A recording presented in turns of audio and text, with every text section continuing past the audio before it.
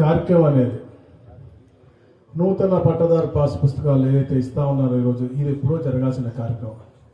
కానీ గత పరిపాలకులు చేసినటువంటి పాపాల మూలంగా ఇంత ఆలస్యంగా మీకు ఇస్తా ఉన్నాం.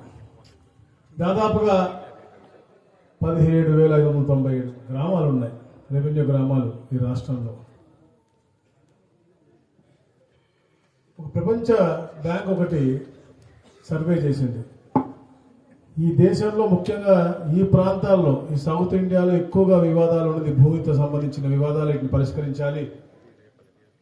60% ఆఫ్ కోర్ట్ కేసెస్ ఈ భూ వివాదాల మూలంగా ఉన్నాయి. ఒక కేసు కూడా 20 సంవత్సరాల దాకా ఉంటా ఉన్నాయి కోర్టులలో, ఈ సెటిల్ అవ్వట్లేదు అనేది. అందుకని తప్పకుండా గతంలో ఏదైతే 100 సంవత్సరాల క్రితం చేసినటువంటి సర్వేని మళ్ళా మార్చి మిర్రర్ ఇమేజ్ ఇవ్వాలి. గతంలో చేతులతోనో ఎట్లా చేశారు సర్వే, అది పారదర్శకంగా ఉండేది కాదు. అప్పుడు భూమి రేట్లు కూడా ఎక్కువగా ఉండేవి కావు. వాగులు వంకలు వాటి యొక్క కోర్సును మార్చిన పరిస్థితి, ఇవన్నీ కూడా తెలుసుకుని గ్రౌండ్ రియాలిటీ, ట్రూత్ ఇవ్వాలని చెప్పే లక్ష్యంతో ఈ యొక్క కార్యక్రమం ఇక్కడ చేపట్టడం జరిగింది. 2020లో కృష్ణా జిల్లాలో జగ్గయ్యపేటలో ఈ కార్యక్రమం స్టార్ట్ చేయడం జరిగింది. 4 సంవత్సరాల్లో పూర్తి చేయొచ్చు. కానీ గత ప్రభుత్వం ఉన్నటువంటి ఆశ,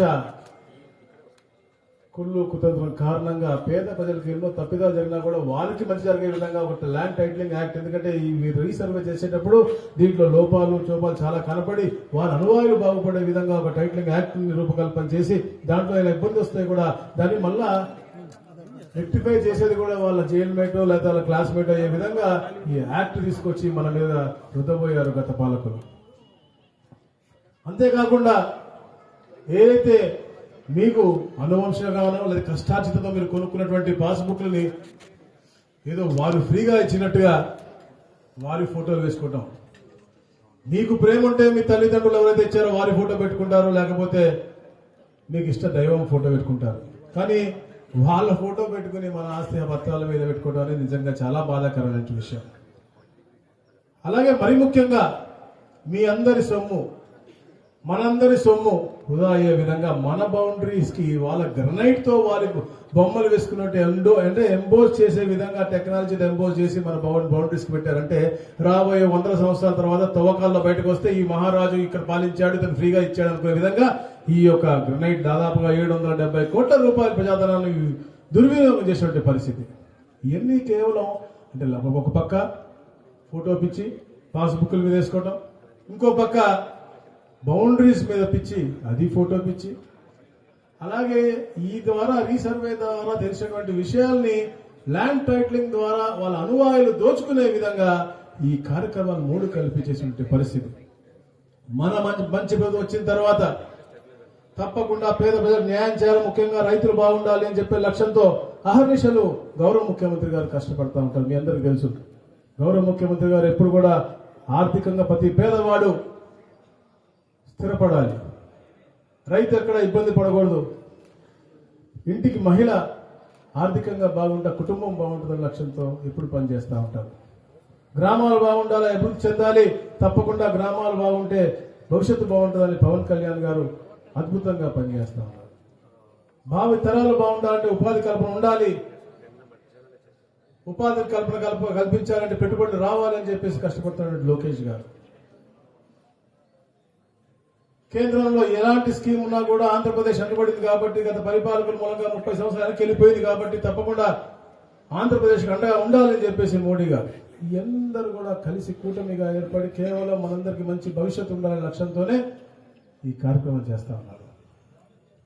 ఈ రీసర్వే కార్యక్రమం కూడా మేము ప్రభుత్వం ఏర్పడిన తర్వాత, అప్పుడు స్పెషల్ చీఫ్ సెక్రటరీగా అప్పుడు సిసోడియా గారు ఉన్నారు, మా సిసిఎల్ఏ మేడం, అందరం కూర్చుని దీన్ని ఎలా పరిష్కరించాలి అని చూస్తే నిజంగా చాలా బాధేసింది. ఎందుకంటే ఎక్కడ చూసినా అన్ని అవకతవకలే.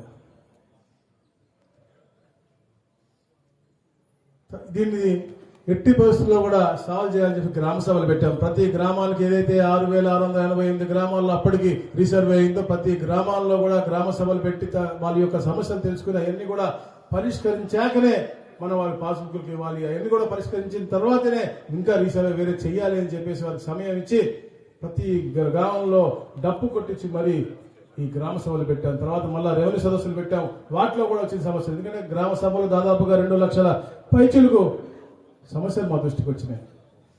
అవన్నీ కూడా పరిష్కరించి, ఎందుకంటే చిన్న చిన్న మిస్టేక్స్ ఇంత చెప్పాను, చైన్ల ద్వారా చేసినప్పుడు దీని ద్వారా చేసినప్పుడు చిన్న చిన్న మిస్టేక్స్ వస్తాయి. అందుకనే ఈ రీసర్వేలో కూడా 5% భూమి తక్కువ కూడా రావచ్చు అని కూడా ప్రభుత్వం ఇచ్చింది. ఎందుకంటే భూమి చాలా ఎమోషనల్ అటాచ్మెంట్ అయినప్పటికీ కూడా ఈ 5% అనేది మన ఈ కాలక్రమేణా ఎక్కడన్నా అటు ఇటు వెళ్ళటం కానీ జరగడం వల్ల జరుగుతుంది. కాబట్టి 5% వరకు మనకి లీవరేజ్ ఇచ్చారు. కాబట్టి అది తప్ప మిగతా అన్ని సమస్యలు కూడా పూర్తిగా పరిష్కరించాలి. కుటుంబ సమస్య ఉంటే కూడా అది కూడా గ్రామ పెద్దలతో మాట్లాడి పరిష్కరించే విధంగా అద్భుతమైన కార్యక్రమాలు చేసి, మళ్ళీ ఈరోజు మా సిసిఎల్ఏ మేడం గారు కూడా ఎక్కువ కూడా పని భారం ఉండకూడదు అని చెప్పేసి బ్లాక్ సిస్టమ్ పెట్టి 200 ఎకరాలు ఒక విలేజ్ సర్వేలో విఆర్ఓలో పెట్టి వాళ్ళకు కూడా ఎక్కువ భారం పెట్టకుండా 20 ఎకరాలు చేసే విధంగా రోజుకి, అంటే ఒక ప్రణాళికాబద్ధంగా భారం తగ్గించి మంచి అవుట్కమ్ వచ్చే విధంగా ఈ కార్యక్రమాన్ని రూపకల్పన చేసుకుని, ముఖ్యంగా ఒక గ్రూప్ వాట్సాప్ చేసుకుని, వారు అవైలబిలిటీ లేకపోతే వారికి అవకాశం మళ్ళా కల్పించే రైతుకి, వాళ్ళు లేకపోతే వీడియో కాల్ చేసి వీడియో కాల్లోనే చూపించే విధంగా ఈ కార్యక్రమం రూపకల్పన చేసుకుని ముందుకు వచ్చాం. దాదాపుగా 21 లక్ష పాస్బుక్ల్లో మళ్ళా 2 లక్షల మిస్టేక్స్ కనపడ్డాయి మాకు, 2 లక్షల పైన. అవన్నీ కూడా రిజాల్వ్ చేశాం. ఈ రోజు కూడా కొన్ని మిస్టేక్స్ ఉండుంటాయి, ఎందుకంటే ఈ ప్రక్రియలో ఎక్కడో చిన్న చిన్న తప్పులు జరుగుంటాయి. తప్పకుండా ప్రతి ఒక్క పాస్బుక్ ని మేము రెక్టిఫై చేసి అవసరమైతే ఆ విలేజ్ మళ్ళా రీసర్వే ఖర్చు వెనకాడరు. చంద్రబాబు నాయుడు గారు ఒకటే అంటారు, రైతు అనేవాళ్ళు ఎప్పుడు సుభిక్షంగా ఉండాలి అని చెప్పి ఆలోచన చేస్తూ పనిచేస్తాను. అందుకనే ఇది సుపరిపాలన అని చెప్పేసి మేము అందరం అనుకుంటా ఉన్నాం. కాబట్టి ఎంత ఖర్చు అయినా కూడా అవసరమైతే మళ్ళా ఆ గ్రామంలో రీసర్వే చేసి రైతుకి హ్యాపీగా ఉండే విధంగా, ఏదైతే వాస్తవమైనటువంటి రైతు హ్యాపీ అంటే నాదో పక్కవాడితో రాసిమో, ఏదైతే వాస్తవంగా అతనికి హక్కుదారు పత్రం ప్రకారంగా ఉంటుందో, ఏదైతే వేపల్యాండ్ ఉంటుందో దాని ప్రకారంగా వారికి కావాల్సిన భూమి వారికి అందించే బాధ్యత రెవెన్యూ వ్యవస్థ తీసుకుంటుందని చెప్పేసి కూడా నేను తెలియజేస్తాను. ఈరోజు టెక్నాలజీ వాడుతా ఉన్నాం, మాడ్యూల్ మార్చాం, సీట్లు పెంచాం. అంటే గవర్నమెంట్ కాలేజ్గా పెట్టే దానికంటే కూడా సీట్లు ఇంకా పెంపించి ఇంకా క్వాలిటీగా, ఏదైతే 15 సంవత్సరాల తర్వాత వచ్చేది 2 సంవత్సరాల్లో పేదవాడికి అందించే విధంగా ఒక కార్యాచరణ చేస్తే దాని మీద దుమ్మాలి. ఒక పక్క చూసా చరిత్రలో స్వతం వచ్చిన రోజు ఎప్పుడు కూడా చేయనటువంటి విధానంగా మన పవర్ చాలా ట్రూ డౌన్ చేసిన కనుక ఈ ప్రభుత్వాన్ని, ఎప్పుడు ట్రూ అప్ చార్జెస్ ఉండేవి, కానీ మొట్టమొదటిసారి ట్రూ డౌన్ చేసిన కనుక ఈ ప్రభుత్వాన్ని 13 పైసలు ప్రతి యూనిట్ కి తగ్గించినటువంటి కనుక ఈ ప్రభుత్వాన్ని, దాదాపుగా 4,429 కోట్ల రూపాయలు గత ప్రభుత్వంలో చేసిన ట్రూ అప్ చార్జెస్ కూడా మీ మీద భారం పడకుండా ఈ ప్రభుత్వం తీసుకుంటాం. అంటే మీ పట్ల ఉన్న ప్రేమ, ఎక్కడ కూడా ఎవరు ఇబ్బంది పడకూడదు, పేదవాడు అనేవాడు ఎక్కడ ఇబ్బంది పడకూడదు. అందుకనే రెవెన్యూలో ఇంత ప్రక్షాళన చేసి ఎప్పటికప్పుడు మాట్లాడుకుంటూ గౌరవ ముఖ్యమంత్రి ప్రతి నెల కూడా రివ్యూ పెట్టుకుని మాకు ఒక మార్గదర్శకం ఇచ్చి అవన్నీ కూడా క్షేత్రస్థాయిలో అమలు అయ్యేవాళ్ళని చెప్పేసి ఆయనే పర్యవేక్షించుకుంటా ఉన్నారు. ఇప్పుడు చెప్తాను మేడం కూడా, నిన్న కూడా మొన్న పీజీఆర్ఎస్ మీటింగ్ కూడా పెట్టి సార్ ఇవన్నీ కూడా తీసుకెళ్లారా లేదా, 2019-24లో మన ఆత్మగౌరవం దెబ్బతిన్నదా లేదా, తిన్నదల్లే కట్టి చెప్పాలి పెద్దనా మీరు. అలాంటి ఆత్మగౌరవాన్ని మళ్ళా ఆత్మాభిమానంగా మార్చుకునే సమయం ఇది.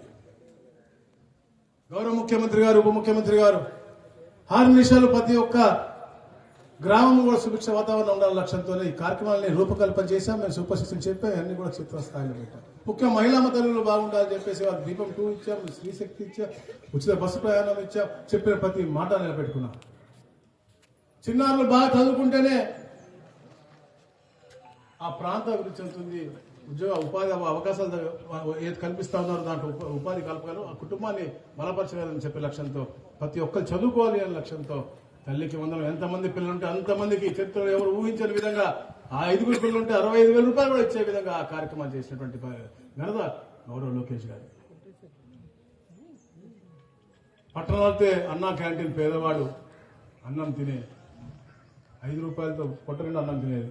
రాబోయే రోజుల్లో మండల కేంద్రాల్లో కూడా కట్టాలని చెప్పి ఆలోచనతో ఉన్నారు గౌరవ ముఖ్యమంత్రి గారు. ఎందుకంటే ఎక్కడ కూడా పేదవాడు ఆకలితో ఉండకూడదనే లక్ష్యంతో, రైతన్న సుభిక్షంగా ఉండాలని చెప్పేసి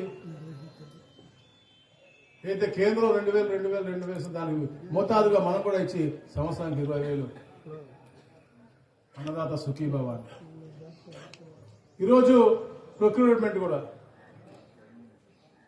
చరిత్రలో ఎప్పుడు మనం ఈ ప్రాంతంలో ఇంత భాషగా మనం చూడలేదు. ఎప్పుడు కరెక్ట్గా నాకు ఇచ్చారు. దాదాపుగా 2,256 కోట్ల రూపాయలు పేమెంట్స్ ఆల్రెడీ అయిపోయినాయి.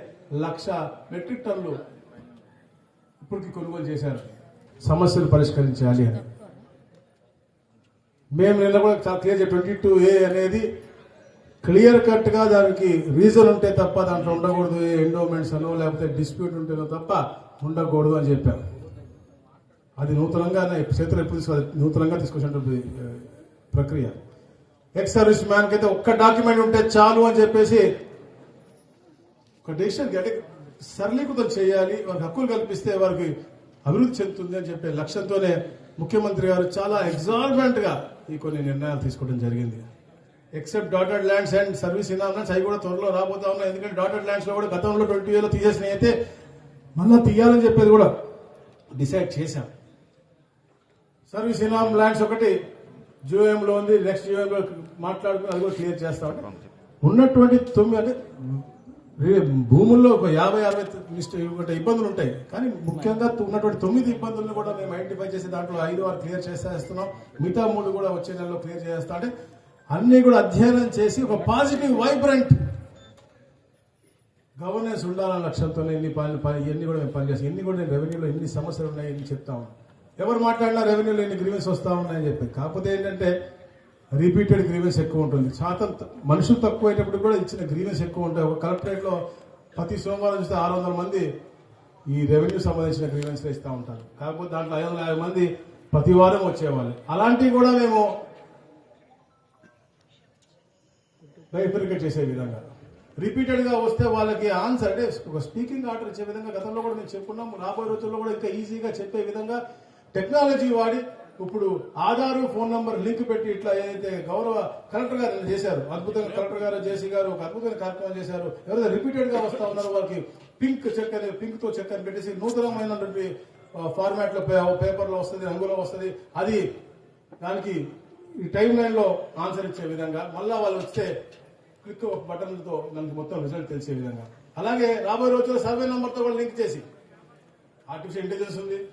అలాగే మనకి బ్లాక్ చైన్ ఉంది. ఇవన్నీ కూడా తప్పకుండా టెక్నాలజీ వాడి మీ అందరికీ మంచి జరగాల, ఈ రాష్ట్రంలో ప్రతి ఒక్క మనిషికి మంచి జరగాల, ఇలాంటి బంగారు తల్లులకు ఎటువంటి ఇబ్బంది ఉండకూడదు లక్ష్యంతోనే ఈ యొక్క గవర్నమెంట్ పనిచేస్తా ఉందని చెప్పేసి కూడా నేను తెలియజేస్తాను. Local to global news at your finger tips. మీ చేతిలో ఒక ఆయుధం. Download Raw TV app. Media legend Ravi Prakash is back.